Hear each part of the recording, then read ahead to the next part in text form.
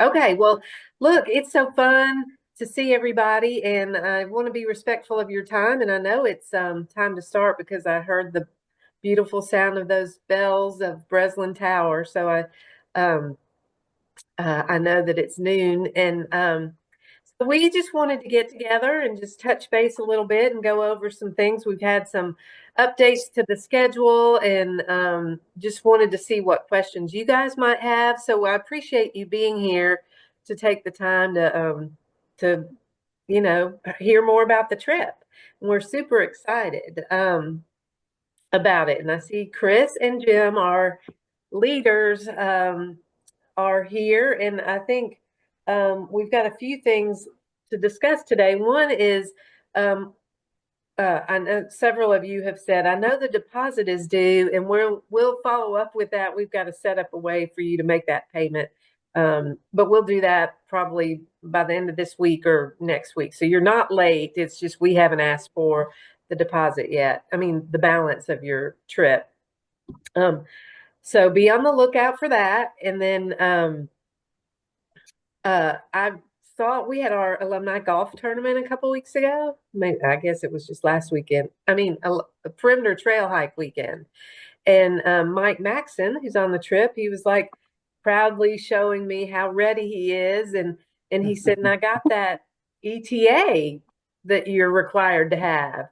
And so we checked into that, and beginning in January of this year, it's now a requirement that we all have to have this additional thing on top of a passport called ETA. And what we'll do if you don't already have it is we'll send it out to everybody. But it's just if you're a U.S. citizen traveling to London, you're supposed to have this. I guess it's called an electronic travel authorization.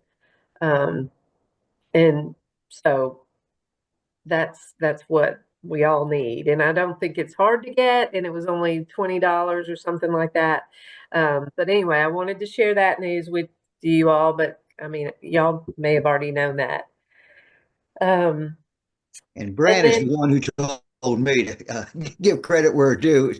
Brand shared that with me about the okay, EPA. great. Thank you. Thank you, Bran. Thank you, Brand. Mhm.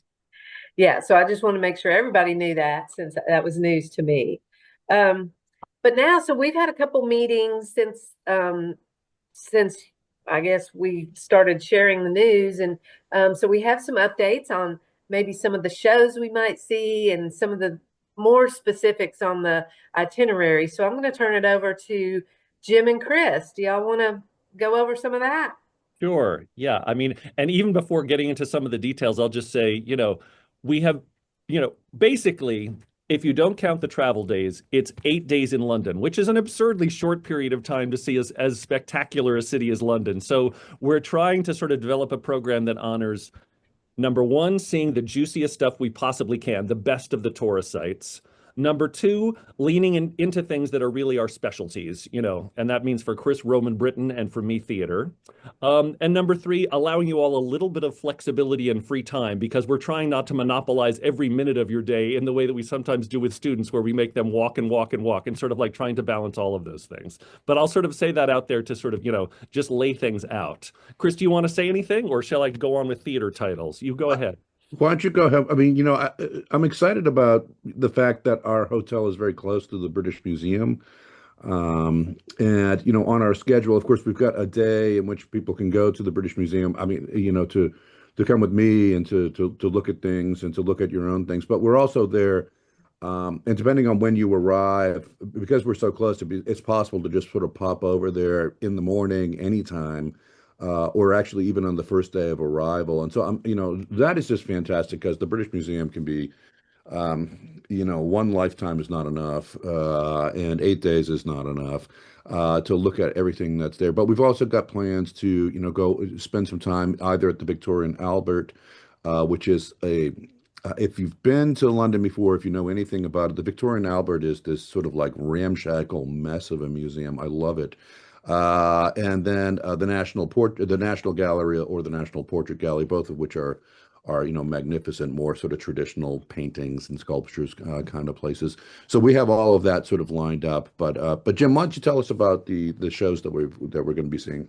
Sure. And just before shows, yeah, in terms of, yeah, 8 days, of those 8 days, 2 of them we leave London. One day we spend going to Stonehenge and going to Bath, making that one day, both of which are spectacular place to see. One of them is a day going to Oxford, and I see Norman on the call here, who we're having a Zoom call with later because we're lining up special things for Oxford, including tours with people with Sewanee connections that are sort of like some of the private colleges. So we'll get into some of the details of that later. One of our days in London is dominated by this fantastic organ concert that our choir master Jeffrey Ward is giving, and we're going to have a tour of Westminster Abbey and see the concert and have a reception with the Sewanee and London folks. So that's like 3 of the days already set. In addition to that, we'll be spending a couple of days on the South Bank, which really leans into the theater history. A couple of days, seeing things like the Tower of London, the museums that Chris was mentioning. We're going to take a boat trip down the Thames. We're sort of trying to cover as many bases as we can. And I think, Chris and Susan and I had a really good meeting with Nick Squire, who's the representative from Select Travel. I think within a week or so, we'll be able to share with you a more detailed itinerary because most of it is hashed out and we're just waiting to get the approval on some of the details from the group in London who sort of lines up the tours. But yeah, in terms of the shows, I think we've actually increased by one, what we originally said, partly because the group is big. The things I always feel like that you have to go to are a couple of shows on the West End, the West End being the theater district of London, essentially the Broadway of London. Seeing Shakespeare's Globe, I think, is an experience that you can't get anywhere else. So we'll see something there. And then going to the National Theater are my sort of like must-dos. The National Theater, which I think is maybe the best theater institution in the world. It produces so much good stuff. Mm-hmm. On the West End, we'll be seeing 2 musicals. One is apparently a very funny comic musical called Operation Mincemeat, which was created by a sort of improv comedy troupe who created this piece about an obscure little piece of World War II history and have turned it into an incredibly funny musical that was sort of the surprise winner of the Olivier Award for Best Musical a year or so ago. And it just opened on Broadway, actually. It was such a success in London, it just traveled to Broadway. Jim, was it just nominated for the best show at Tony, wasn't it? It was for the Tony. Yeah, already won the Olivier in London, and it's been nominated for the Tonys in New York. Hadestown, which did win Best Musical a few years ago, which is actually, it's the only thing that we're seeing that's American. And it's also in this beautiful overlap between theater and classics. Chris McDonough can tell you, it's an adaptation of a couple of ancient Greek myths that's sort of vaguely set in a New Orleans and hell. It's a really spectacular musical and really overlaps with our 2 areas. And I'm just going to say this, it's a musical, and one of the students that when we went in 2024, just last year, he got the theme song stuck in his head, and he was just singing it the whole time. So it's a really, really great show. Go ahead, Jim. I'm sorry. Yeah, that one's. Oh no, go ahead. That one's more serious. Operation Mincemeat is entirely light, I believe. At Shakespeare's Globe, we're going to be seeing a production of Romeo and Juliet, which is, interestingly enough, set in the American West. And I first read that, I thought, oh, that sounds a little gimmicky. But then I saw that the director is one of the truly best directors they have, who's a regular director at Shakespeare's Globe. I've seen his work. He's excellent. So it's somehow going to be set in the American West. We'll see Romeo and Juliet there. And at the National Theater, there's a play called Nye, which won some awards last year also, which is the story of the man who was the founder of the British National Healthcare, yeah. Yeah, the national healthcare system in Britain. And it's played by Michael Sheen, who's probably a familiar face to you. He played Tony Blair in the film The Queen that Helen Mirren won an Oscar for. He was in the television series Masters of Sex. He had a whole long-running online series with David Tennant that got a lot of attention during COVID that's very funny. So those 4 are pretty set. There is one 5th night when we'll probably see another show. We sort of had suggested, because Phoebe Peregrine will be with us for some of this, she has a dance background. There is a ballet at Covent Garden of Giselle, There's a touring company from Japan that's going to be performing Giselle, and we like the idea of Phoebe being able to set it up for us. Phoebe's response to this is that this is a difficult ballet that's too long for some people, so she thinks some people won't be interested in it. So we're thinking on that night of sort of making it an option to either go to the ballet at Covent Garden or see another show. The other show might be a play called Giant, which stars John Lithgow. It's about Roald Dahl, the children's book writer. That's the one that's probable right now. We don't know the details. That might be something that we send you a sort of Google poll about. You know, we'll get somebody under 30 to set up a Google poll for us. You know, and they can sort of ask you, like, between these shows, which would you most want to see? That in that last slot, we might let people choose for themselves. And I'll also say we might do that for the museums as well. I know we'll go to at least a couple of museums, and there are sort of special exhibitions. We might set it up and sort of say, would you rather see this contemporary British painter, or would you rather see a show on Cartier and the history of jewelry in Britain? And you can sort of decide which special thing you want. There on Museum Day, we might set something like that up. Chris, you want to talk about the Roman London and the amazing? Oh yeah, yeah. I'm gonna walk you, around Roman London. The various things that one can see, of the remains. And some of those are in pretty obscure places. So that will be an awful lot of fun. These kind of remnants of the ancient world that persist in the midst, in the heart of one of Europe's great metropolises. And so that's going to be an awful lot of fun. The museum stuff is going to be fun. And of course, Bath is just a fantastic place. If you've not been to Bath before, of course, it is a Roman complex. There's a temple built there, in an entire bathing complex. And all of that's, been presented beautifully there. And so that's a really wonderful thing to see alongside Stonehenge. Stonehenge, of course, being, these remnants of another older culture. All of that is right there. And, this is the thing that's just so much fun about going to, to Britain, is to be able to see these, beautifully preserved, elements of ancient culture. That aren't sort of marked off, but persist in a really important way. I mean, of course, Bath is also a place that's associated with Jane Austen, and with other important 18th century and Regency sorts of things. So we're going to have an awful lot of fun there. But I'm really, I've got a million things in the various museums that I want to share with people. And again, that might be a good. I can do a Google poll. I want to point out, I actually know how to do this. But I mean, That'll I be would your love job to. then, Chris. Fantastic. Yeah, I know. I just signed up for it, didn't I?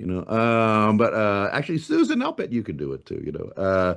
But and we'll figure out what sorts of things people are interested in seeing, and make sure that people get to see those things. Because uh, if you want to sit and go into to see the Elgin marbles, the Parthenon marbles that are in the British Museum, and talk with me about the controversy about whether they should be there, I'm happy to talk all afternoon about that. We can have an awful lot of fun. I can see Bran and Cindy down there in the corner, and I want to point out, the various pieces of gold and silver that are mined in Wales, and talk about the geology of how they got the. Didn't we talk about this just recently at the Piggly Wiggly? I think. Sounds good. Yeah. And there's going to be, everybody else will have their own particular, interests and things that they want to bring in there. The the Anglo-Saxon helmets from the Sutton Hoo, excavation, which was, the Netflix show, the Dig, talked about. There's just so many interesting. I'm going to make sure that people get to see those things, and we get to have conversations about all those things while we're there. Yeah, and we'll do our best to sort of set up times now and then for Chris and I to have the chance to talk. I mean, I think the first full night that we're there, the day that everybody lands, everybody will be jet lagged, and we'll have a really quiet day, but we'll have dinner all together that night, and we'll have the chance for Chris and I both to sort of lay out an overview of our subject matter. And rather than like have a lecture every day, the day that we go to the old city of London, Chris sort of like gives little talks along the way. When we go to the South Bank, I'll talk about the history of Shakespeare and that side of, how that happened, and then the theaters that were all built during the Victorian times in the West End. We'll sort of like squeeze in along the way, and once in a while have a little time when we stop and talk, but we're not going to try and make it feel like lectures most of the time. I think we've got what, something like 4 group dinner. We've all got breakfast Yeah. at the hotel every day, and then I think we're basically going every other day, roughly, where we have a group dinner where everybody's together having dinner, and then the other days you sort of like do your own thing so that you can sort of eat with whoever you like, and where we don't have to travel as a pack of 35 all the time. We'll have to make sure that there are places that are set up and prepared for that in advance with a sort of variety of places to eat. Mhm. Shit.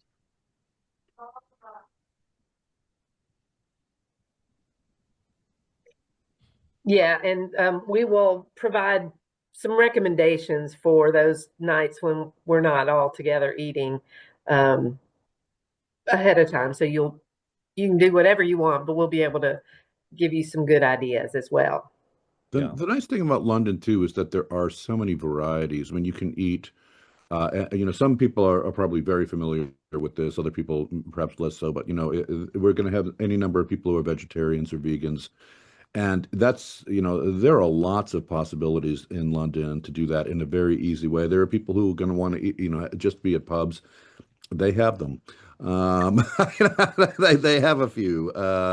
There's really is a wide variety of different sorts of things. You can eat very cheaply. You can spend more money. Um, again, I think that I love the fact that we're going to be together, but I also love the idea that people will be able to sort of explore because London's a great city for cuisine. Now, I have to say, I was a student in London back in the 80s, and in the 80s, London was not a great city for cuisine. It really was not. Although it was the first place I ever had Indian food. But it has become a remarkable city for dining experiences, both spending as much money as you want or as little money as you want, and having something good to eat every single time.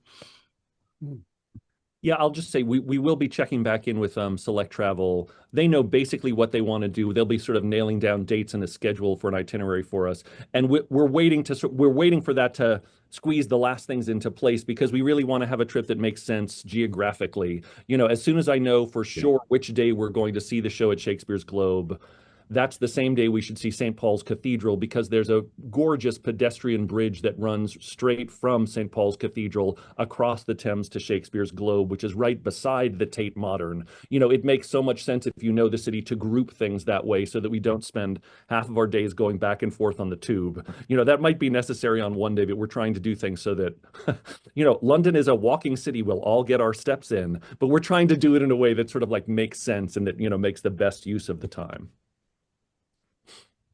And I'm especially excited about our Sewanee Club of London event where we will invite the local alumni and Sewanee family to join us for a reception after Jeffrey's recital concert. And that'll be it'll be enough for a meal if y'all have been to a Sewanee Club event. We'll have some food and drink there, but you may also want to go out to dinner after that. Mhm. But that's going to be super fun. It's at Old Queen Street, and it's like a tenth of a mile from Westminster Abbey, so it'll be very convenient. Super.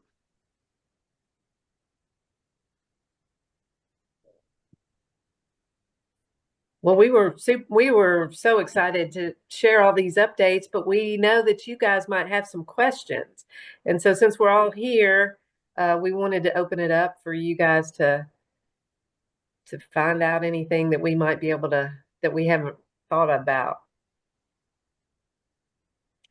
Kittler?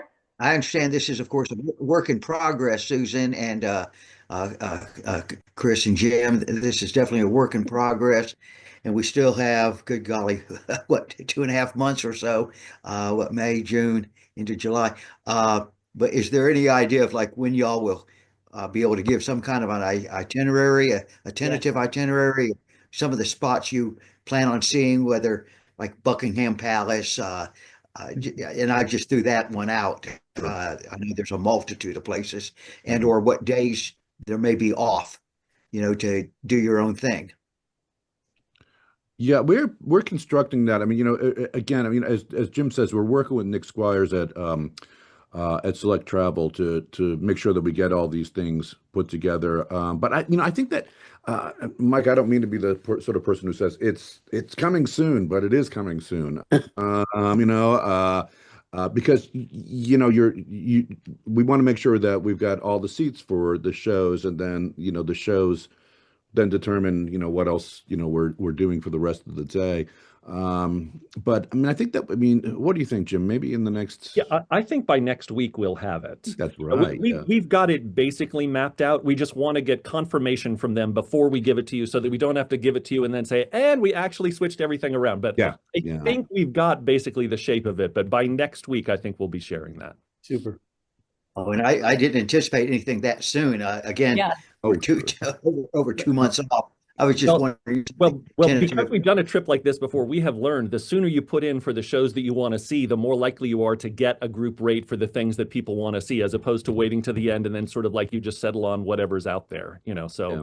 so we're great believers in doing whatever we can, and it also allows Chris and I to dig into a little bit of research if we know what art exhibitions are playing at the British Museum and Yeah. who the theater artists that we're going to see. I get to be all prepared to talk to you about them even more. Good. We met with the travel partner, I guess it was a week ago or so, and told him we were meeting with you guys and thought that might speed it up, but it's not out of, he'll get it soon to us. I believe it's a 3-day weekend in London this weekend. It is. We have one that Right we now. don't have, so that he did let us know, like, oh, Monday's probably not a good day for me to get it to you, but I think we'll be hearing from him this week. If you've ever been to England, you know the phrase bank holiday, which means absolutely nothing to an American, but is just it means a 3-day weekend. And he just said, "We have a bank holiday coming up," and you're like, "Oh, dang, we have to talk to everybody next week."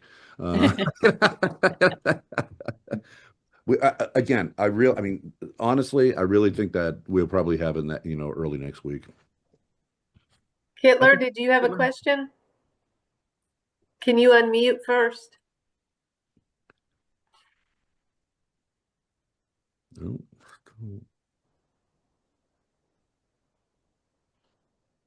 Let's see. Let's do it. Yeah, try the button at the bottom left. There's a little microphone. If you click on that, but every device is different. Sometimes we all think we master it, and then something changes. It's an iPad. Does anybody else have a question while she's working on that? I Next. do. Travel insurance. Excuse me, I couldn't hear you. I usually get travel insurance for trips like this, but usually it's through the travel agent that does the trip. So do you have any advice on where to go for it, or will the company doing the tour offer any? Why don't we ask Nick about that? I mean, I don't, I can't remember if we've ever done insurance before, because when we've done this program, we've been doing it through the school, and I always assumed that insurance was handled that way. But for this program, this is an excellent question, Meg. Can we just put that down as something that we need to ask Nick about specifically? Yeah, I know when we've taken students, it's been covered between Select Travel and the school, but we should definitely make sure and see Yeah. what the situation is here. Yeah, that's a good question. Yeah. Thanks. Thank you, Meg. And I'll note that my travel agent gave me a link to what they say is a very good travel insurance policy. If we're not going to get it through the insurance through your travel, I can certainly circulate that way. Okay, Thank you. great. I Okay. have a question. I just got a different credit card, and it says it offers the same kind of travel insurance that you can buy. Do you all know if that's valid or not? This is honestly more than I've thought about travel insurance in a little while. Okay, never mind then. Okay. I suspect as soon as we bring up the topic to Select Travel, they'll have like 3 answers to exactly how to do it. But Okay, yeah, thank you. All right. They probably think about it a lot. Yeah. Yeah. Laura, I know you've been raising your hand, but I just want to say that, if you guys have to cancel for some reason, any like hard costs that Sewanee might be at, we'll refund the rest for you guys. I mean, it's Sewanee. We're all buddies here. We're not gonna, Mhm. it's not like, you've kept somebody from that, spot on the trip. So anyway, okay, Laura. I have just one question, and I got my travel insurance through American Airlines, and when I kind of figured out how much the actual trip was going to cost me. I mean, I got travel insurance for my ticket, but there was just a company that American Airlines used, and I'm sorry, I don't remember the name right now, but if anybody wants it, I can get it to them also. I mean, I think the prices are pretty standard. I'm not really sure, but and my question is really pedestrian. I'm sorry. Do you all have any ideas about transportation to and from the airport? Oh, it depends on which airport you're coming into, and Heathrow? you're coming into Heathrow. Mhm. Okay, so I find, I mean, Jim was probably going to say the same thing. The easiest way to get from Heathrow to into central London is the Elizabeth line. This is a new line that they built just a few years ago on the tube. It is beautiful. I mean, it's beautiful, and it goes you just have to get to it from the airport, and it's not very far because everybody's doing this exact same thing, and there's several stops. I cannot remember where the Elizabeth line stop is close to where we are. We'll figure that out. Yeah, we can figure that out, but that's going to be a very easy way to do it. And I you should guys also- have let us know most of you have shared with us your travel arrangements. And so when we can organize it, like if there's a group of people all coming around the same time, we will, even if I think they do have our travel partner Oh, that's right. Yeah, we do have is a going to Yeah. provide Yeah, a shuttle for, the time when we have the most people arrive, but we'll all get that organized. And Yeah, even if you're not on our shuttle, we'll help you with all that. Yeah. Okay, Yeah. great. Yeah, Thank you so when we know much. everyone's landing, I know that Select Travel provides one bus, or they call it coach. We're trying to figure out when it makes the most sense. We might have to come up with a second or something like that. But yeah, when we know the details, we'll let you know what the options are. Okay, great. Thank you so much. Susan? I have a question. I'm going to be staying afterwards to go visit a friend, and I'll be taking the train. Do I need to make those arrangements, or would the travel agency do that, or what? The train to the airport. No, I'm going to visit. She lives near Leeds, so I'm Oh. going to be taking the train up to that area of the country and stay with her for several days and then come back. And I just need to know if I need to make my own train reservations or if that's done to the travel agency or anything like that. Yeah, I think that would be up to you. I mean, the way we've set up this trip, everybody's getting their own independent airline tickets. So, Okay. we're not doing it like we do it with the students where we have everybody fly all at the same time. So I think anything like that would be up to you. Okay. And are most people flying in on the 15th, or what day are they actually going to be flying into London? It's that Wednesday, is that? Hold on, what is that day? Leaving 16th. on the 16th. So they're flying in on the 16th. Okay. So you'll fly overnight, right, on the 15th? I think that's Yeah, probably yeah, right. yeah. Most people will That's fly what overnight most and of land you on the guys Monday. have done. Kittler, it looks like you're unmuted. I am. So, can you hear me? Yeah. Yes. Yes. Okay. I just wanted to tell you all that I happened to watch on Netflix last week, Operation Mincemeat.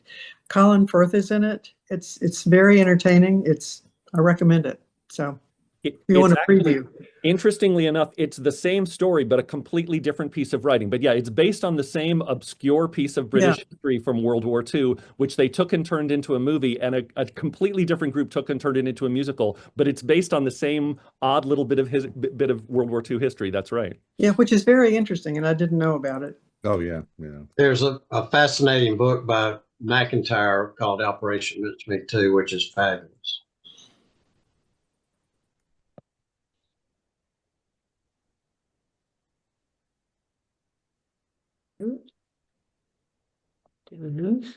Anybody else? All sounds mighty good. Looking Yeah. forward to it. I see Thank you for all Dave your help. Jackson and the family. They're coming to Sewanee right now for Ben's graduation, and Ben and the whole crew, they're all coming to England. I was going to say, the nice thing about this trip is I don't have to grade anybody. The only person I have to grade is Ben. I want to make sure there were no quizzes. For Casey, who may be taking notes, is I have my sisters who travel like a good bit extensively. They've mentioned this IMG travel insurance since someone broached that subject, but IMG travel insurance. But hopefully we can maybe get some kind of a group rate if we feel we need it. That's a good point. Hey, Betsy, you got a question? You're muted though right now. Okay. Can you hear me? Yes. Yep. Well, Haynes and I cannot wait for this trip. It sounds fantastic. We've done almost all of these things before, but this will be a whole new slant on everything. I just had a quick question, and I could look this up, but what is the hotel we're staying in so I don't have to go dig through the whole email again? Do you know offhand? The I Bloomsbury. think we should actually hold off until we get it confirmed from Select Travel, because every now and then they will do something like it. But because we have a large group, I would hold off one more week on that. Sure. They said it was, they mentioned the Bloomsbury Hotel, and they said, or something like it, something at that level. So I think we should probably wait to confirm until next week. Okay, good. All right. Thank you. Thank you.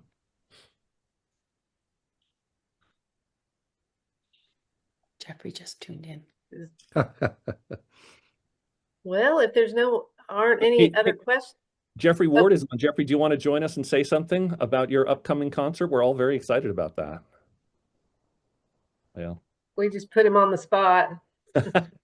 Where is he? He just joined the call. Can you hear me? Yes, we can hear you. We hear you. That's not a question I normally have to ask.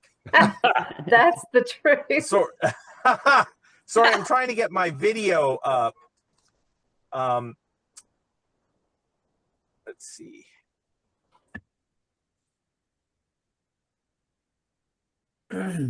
Oh, the molecular sound of your voice is enough, you know. Okay. Can you see me or yeah? Nope. No. Okay. Well, the voice is what you'll get. My apologies. I've been at a medical appointment with Sterling and all is well, but I got my reminder in the middle of the appointment about this call. So but yeah, I am so excited There he is. for this. Hey, oh, am I there? Yeah. There you are. Okay. I just wanted to say I'm so thrilled this is happening, and it's a fantastic opportunity for me personally, but just to have everyone there. And it's like when I take the choir on tour, it's such a wonderful educational experience as well. And I'm really, really excited about that. We did a little preview of the program a few weeks back, and that might be something we could do for this group too at some point as we get closer. But we had about 150 people come to a recital. It was the same day as Sewanee, and so as some people said, I was kicking off Sewanee, which I was not. There were many other bands playing around the same time, but we had a great time, and it was fun to just talk through the program and sing the Westminster Abbey hymn, which was composed by Henry Purcell, one of the organists from Westminster Abbey in the late 17th century. So it was a lot of fun, and really, really looking forward to this trip. I guess I could take some. Are there any questions? Oh, now I can see everyone. Yay! Everyone, this looks spectacular for a Monday. I love it. I love it. Jeffrey, will you be playing the alma mater when you're at Westminster? You know, it's either that or O Canada, right? I mean, I'll have to. No, I might be able to fit that Sneak it in in some way, shape, or form. Yeah. Yeah. Okay. But yeah, I'm playing. I'm opening with a piece actually by a French Canadian composer, a festive toccata. I'm playing a piece by Herbert Howells, a famous British composer. If I didn't play a piece by a British composer, I would be afraid of the consequence. But I'm doing a piece by Howells, who I really love his organ and choral music. And then I'm also doing a piece by Johann Sebastian Bach, one of his great fantasies. And then I'm closing with a couple of French composers. Jean Alain, he was a famous composer in the early part of the 20th century who unfortunately died in the Second World War, but was a really prolific composer for the considering he died at the age of 29. And then there's a piece that Duraflave composed that is kind of an homage to Alain in memory of him. And it's just a wonderful piece. Like you expect fireworks to start coming out of the organ. It's one of those types of pieces. So I'm really, it's going to be a lot of fun, and they're not going to know what hit them. They're going to be like, who are all these Sewanee? What's Sewanee? What's going on here? So, which kind of the last time we were in London with the choir, we did evensong at St. Paul's, and the verger was quite strict, and to be honest with you, scared me greatly. I was fearful, but we listened to her and we followed her instructions. And you know, at the end of the service, she walked up to me and she said, "They did well. They did well." So it'll be fun. It'll be fun. Well, I know it's going to be a highlight for all of us. So we're excited. You're excited you're doing this and sparked this whole trip. So glad you joined us today. Well, thank you all, and we'll look forward to seeing you soon. Great. Well, what we'll do is we've recorded this, so those that couldn't join us will be able to send this out and share it with everybody if you want to catch some of the things, and then we'll summarize some of the things we've talked about. And if like I know Norman and some of you suggested where you got your information, and if you allow us to share it with others, we'll do that as well. And just know that if you think of a question that you didn't think of today, that I'm speaking for Jim and Chris, but we welcome you to reach out to us, just directly, and we'll help get the answer that you need. But we're excited, and we're very close to sharing this updated schedule with you, and we just can't wait. It's going to be super fun. Thank you. All right. Well, great. We will we'll be in touch. We'll just stay in touch between now and July. Super. Okay. Thank you. Thanks, everybody. Bye-bye. Great deal. Bye. You know. Bye. Bye. How do I get out?